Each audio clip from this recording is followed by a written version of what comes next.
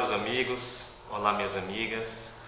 Mais uma vez estamos aqui na Associação Espírita Jesus de Nazaré, através do Núcleo Clara de Assis, com o nosso estudo. É uma alegria muito grande, mais uma vez, compartilharmos o Evangelho do Cristo. Então, espero que todos estejam bem. E, como sempre, vamos pedir e agradecer ao alto, ao Mestre Jesus, a direção da casa, pela oportunidade que nos dá de fazer esse estudo.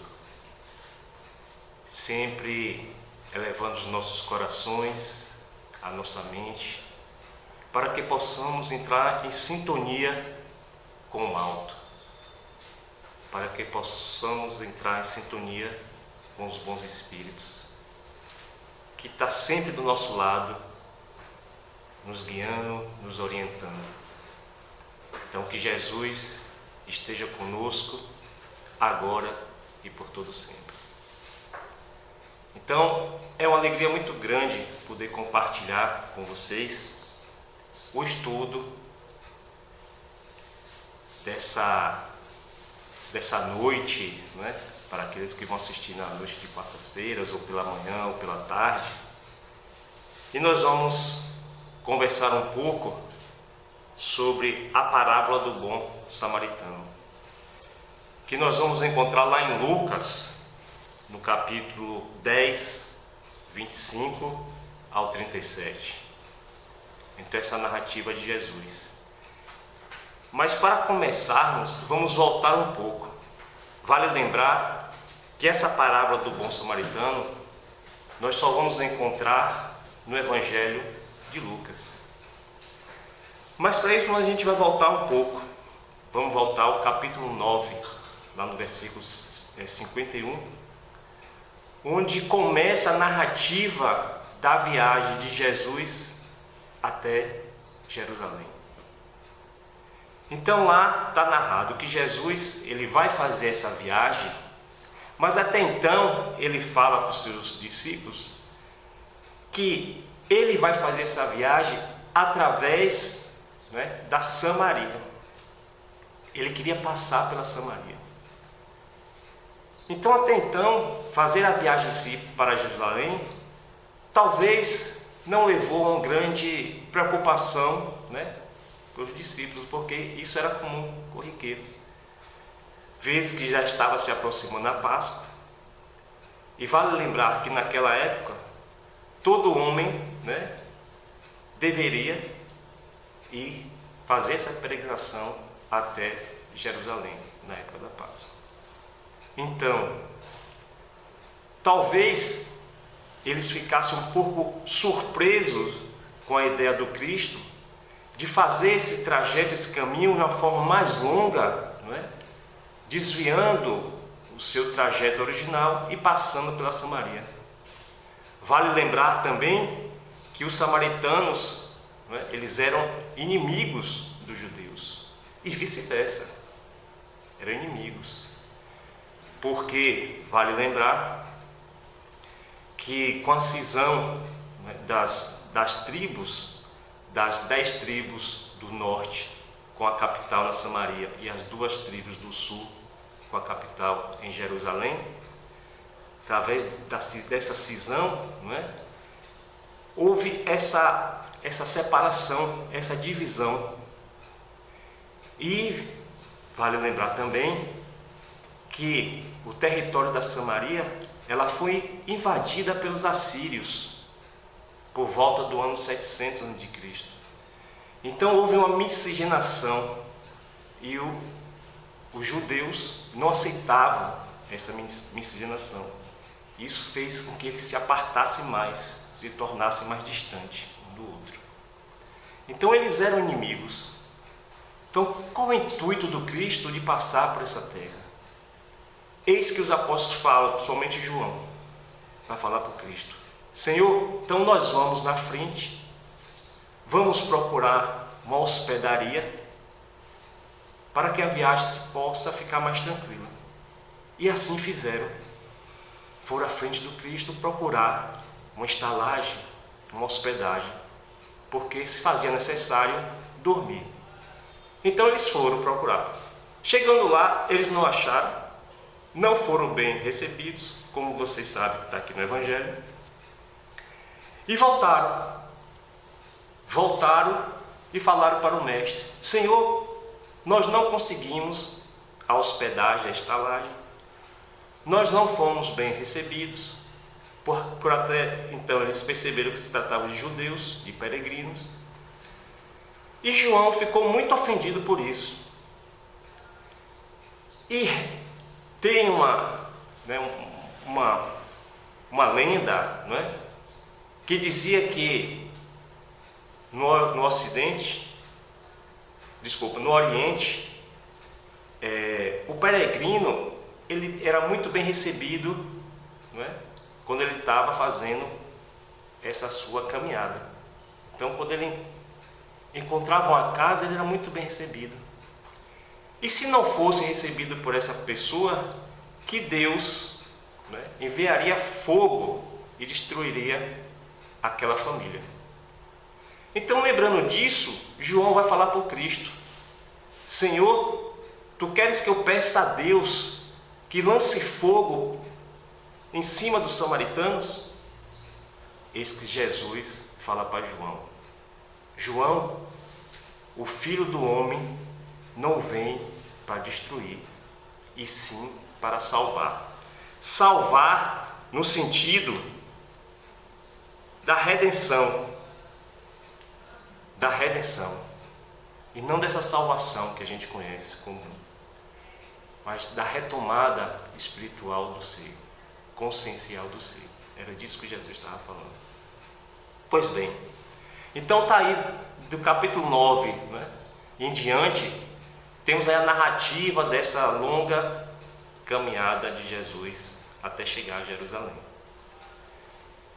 Mas seguindo, não é, vamos falar um pouco agora da parábola em si, da parábola. Então, por que nós fizemos essa volta, né? Voltamos um pouco e fomos até o início lá, o final do capítulo 9.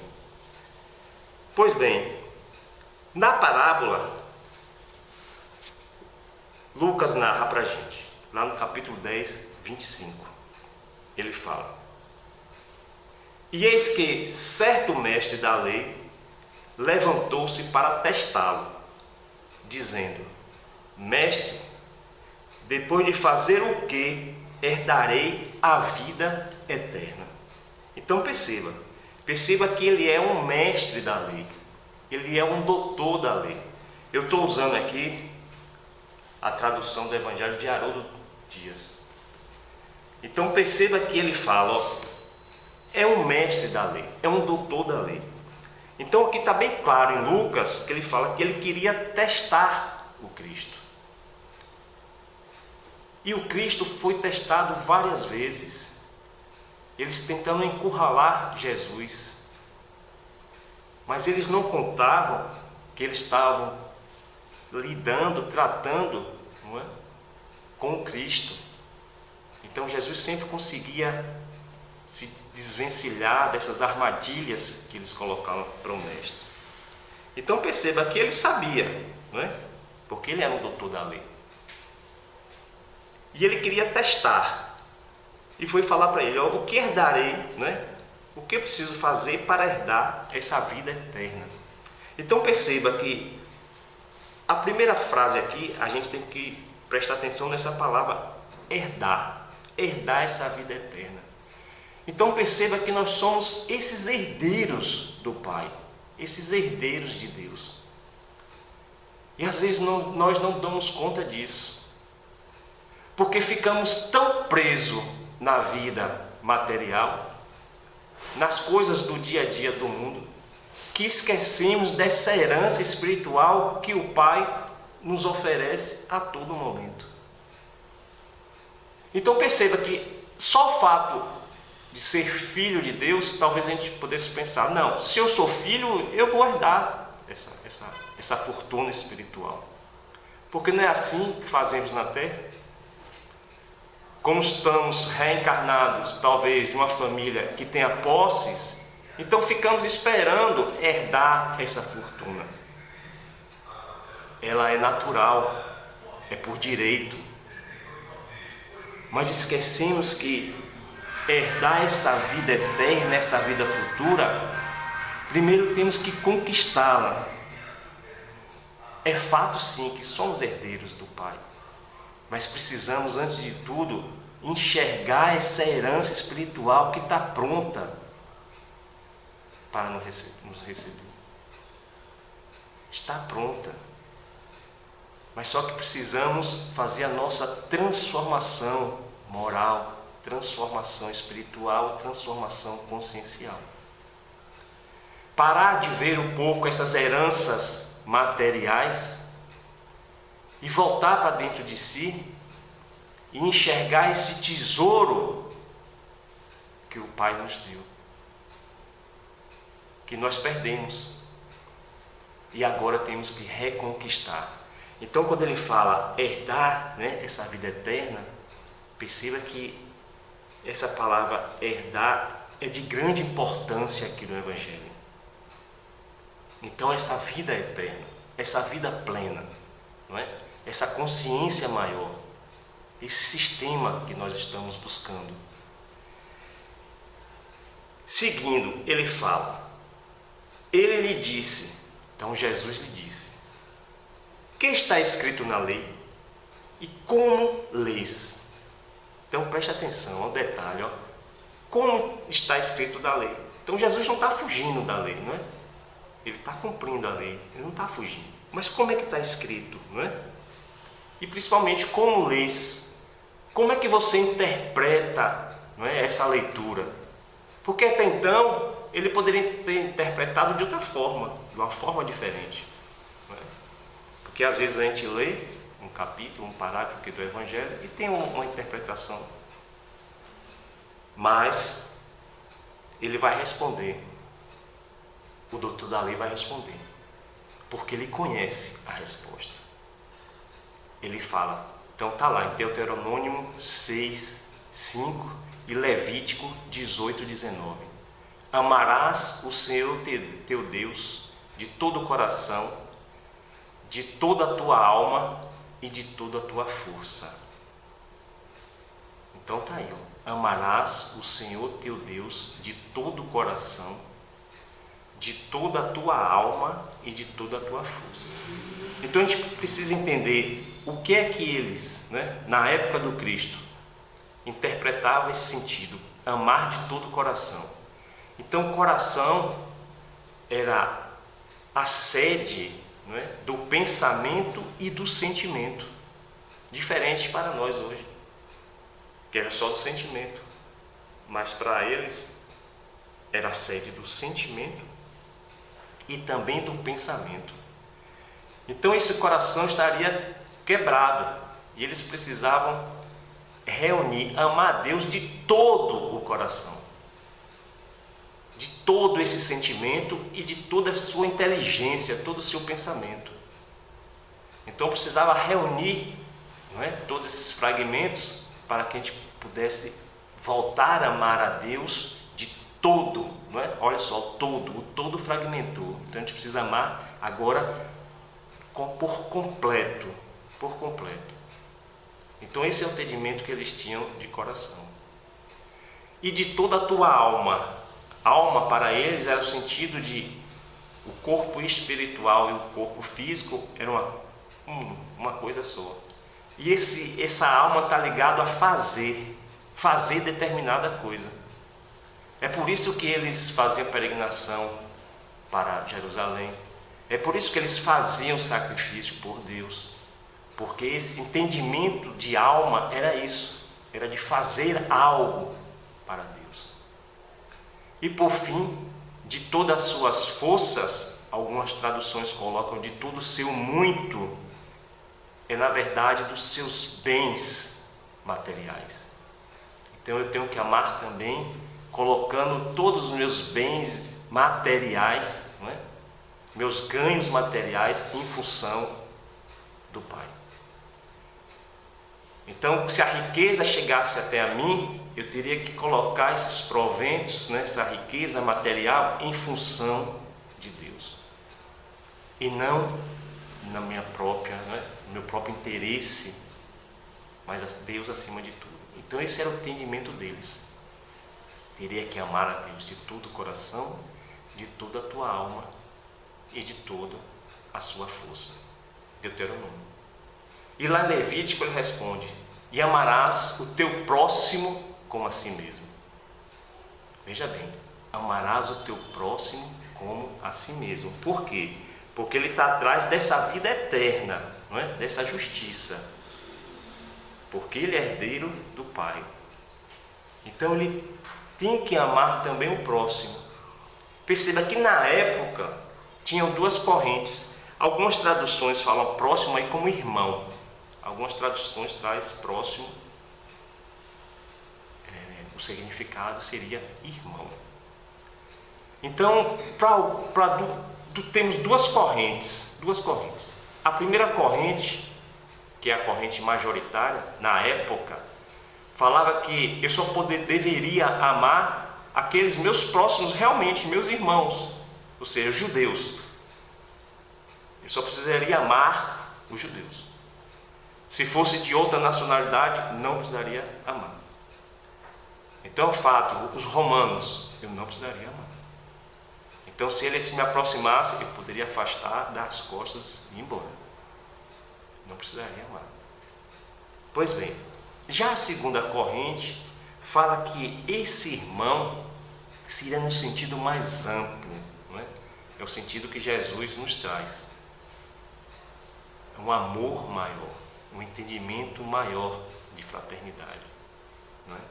Seria uma irmandade maior, porque todos somos filhos desse Pai, todos nós somos herdeiros desse Pai.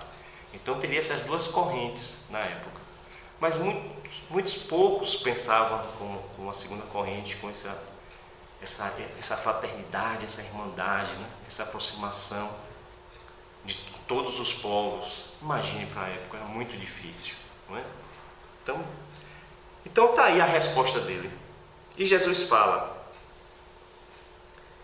ele deu essa resposta, né? E Jesus diz assim, ó: respondeste de forma justa. Então você foi justo. Faze isso e viverás. Porque o doutor da lei, ele conhecia a resposta. Porque tanto a primeira como a segunda resposta, eles repetiam isso aqui constantemente nas suas orações. Então, pelo menos 3 vezes ao dia, ele estava repetindo, não é, esses fragmentos aqui da Torá. Pelo menos 3 vezes ao dia. Então, para o doutor da lei, isso estava mais do que internalizado. Não é? Não sabemos de uma forma amorosa, ou se é apenas uma mera repetição devido ao seu estudo, não sabemos. Mas ele sabia, ele tinha esse conhecimento dessa resposta. E como Jesus falou, respondeste de forma justa, faze isto e viverás.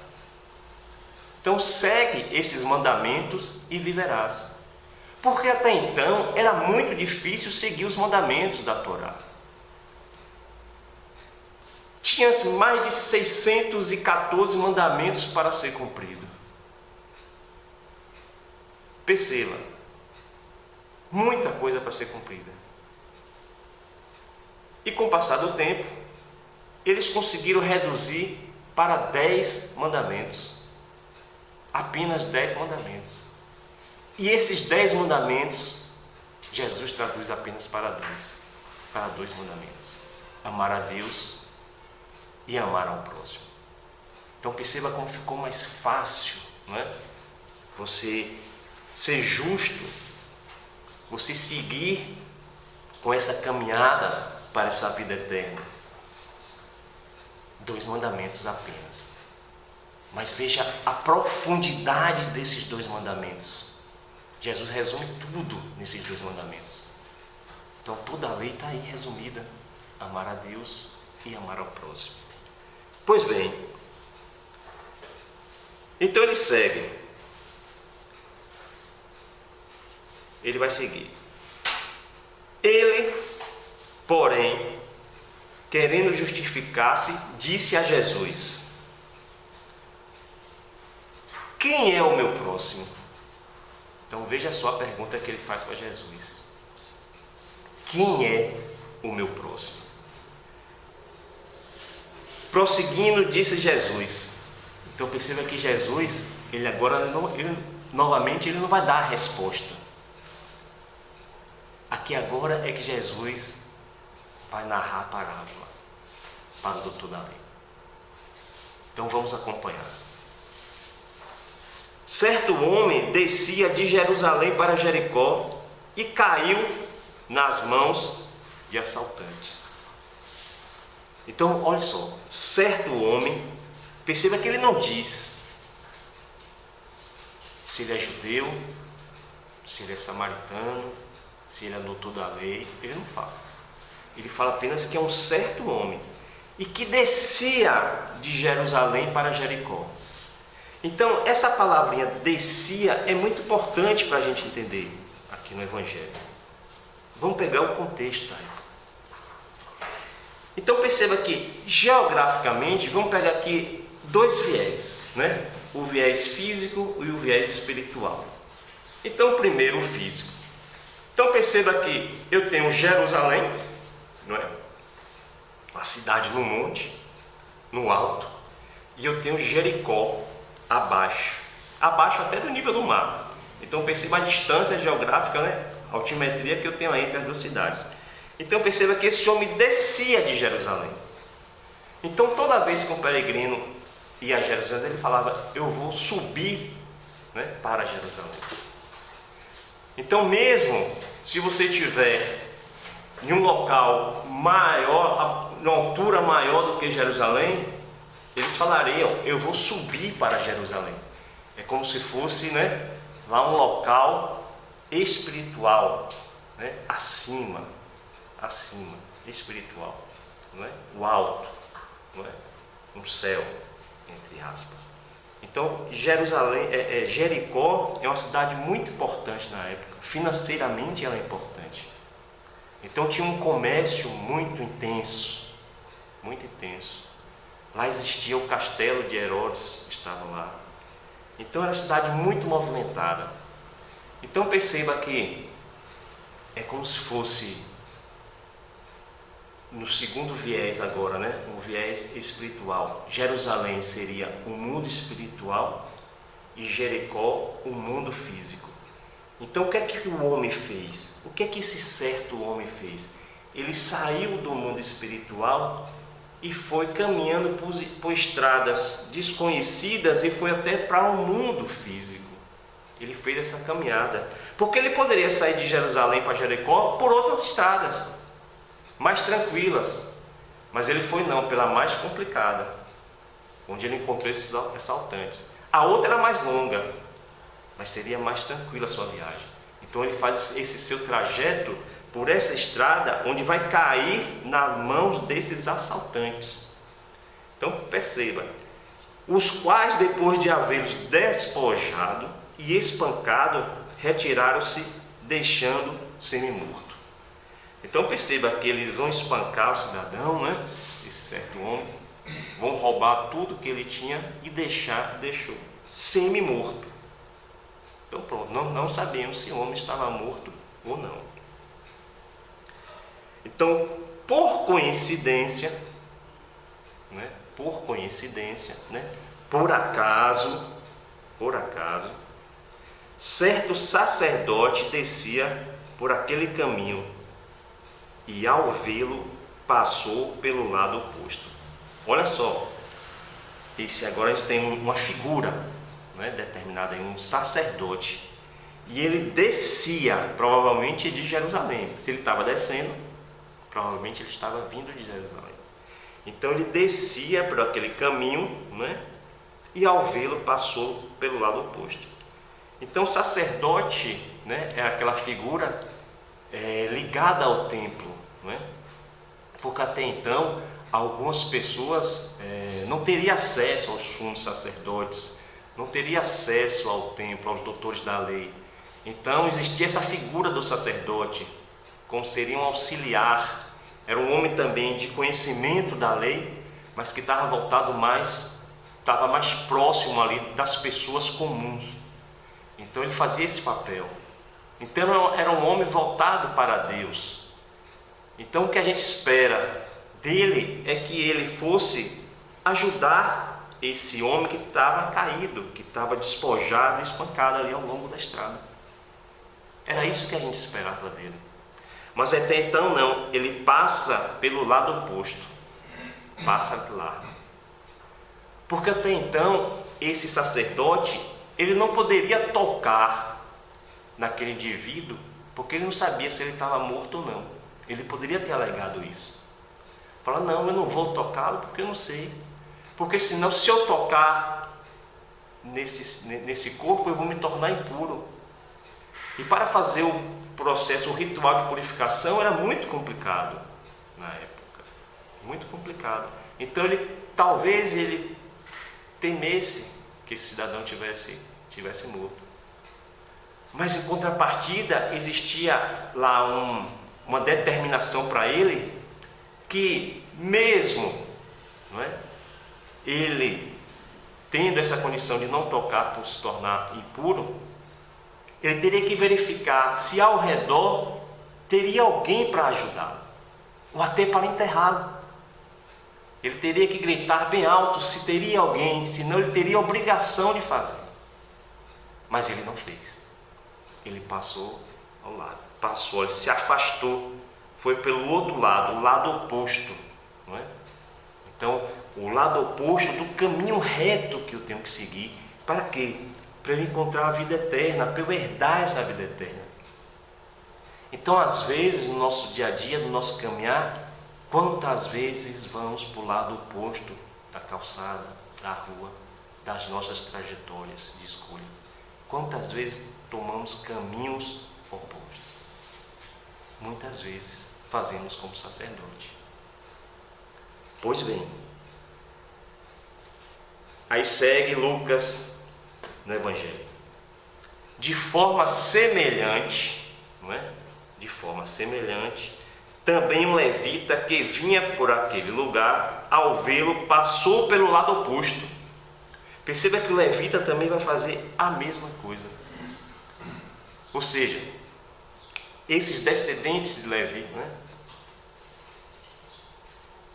Eles não possuíam terras, né? Eles não herdaram terras, mas eles ficaram sendo responsáveis pelo dia a dia comum ali das sinagogas, ajudando o doutor da lei, ajudando esses sacerdotes.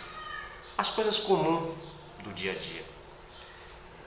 Perceba que ele também tinha esse conhecimento, mas ele também, olha só, semelhante ao sacerdote, talvez seguindo já as mesmas diretrizes e determinação do sacerdote, né? Ele faz da mesma forma. Ao vê-lo, passou pelo lado oposto, por outro lado. Aí ele segue, ó. Certo samaritano, perceba que agora ele determina, ó, certo samaritano. Vamos voltar lá no início, né, da nossa conversa. A gente falou assim, ó, que Jesus queria fazer uma viagem e queria passar pela Samaria. Então tá aí, olha só a lição agora que Jesus vai dar. Essa lição aqui, ela é para o mestre da lei, para o doutor da lei. Ela serve para os apóstolos, para João, que queria pedir a Deus para queimar todos os samaritanos, e serve também para nós no dia de hoje. Serve para nós. E ele coloca: certo samaritano em viagem veio até ele e ao vê-lo compadeceu-se. E aproximando-se, atou os ferimentos dele, derramando óleo de oliva e azeite. E vinho, desculpe, óleo de oliva e vinho. Né? Então perceba que ele chega até o homem, não é? Então o que aconteceu com ele? Ele foi tomado de misericórdia, compadeceu-se, como está aqui na tradução do Haroldo. Ele foi tomado por essa misericórdia. Então ele pegou ali, talvez ele era um viajante, né? Não sabíamos se era um mercador, um comerciante.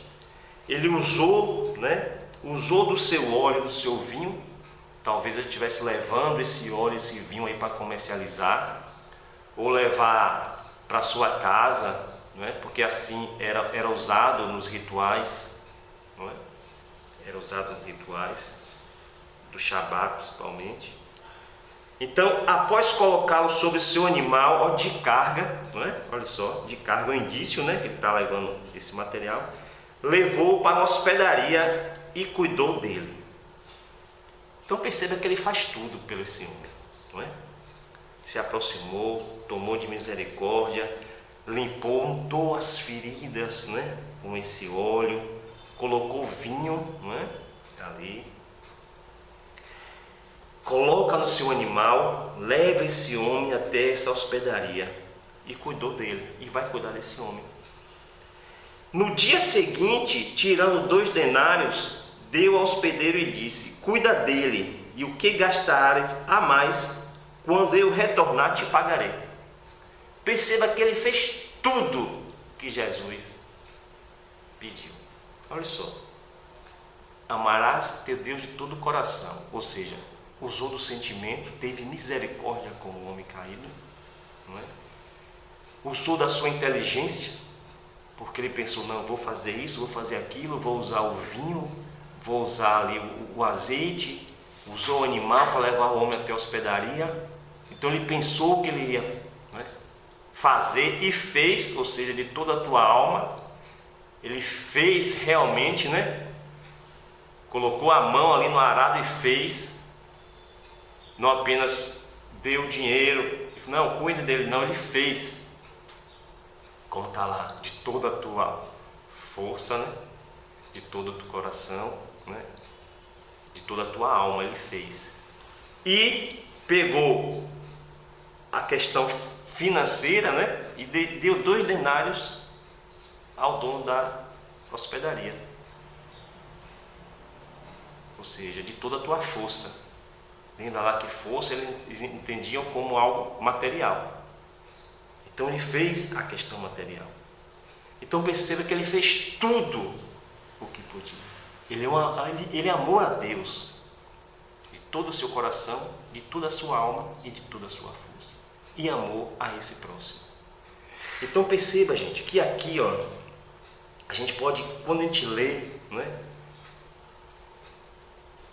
fazer uma interpretação de que o samaritano é Jesus Cristo, com toda a sua misericórdia e com todo o seu amor.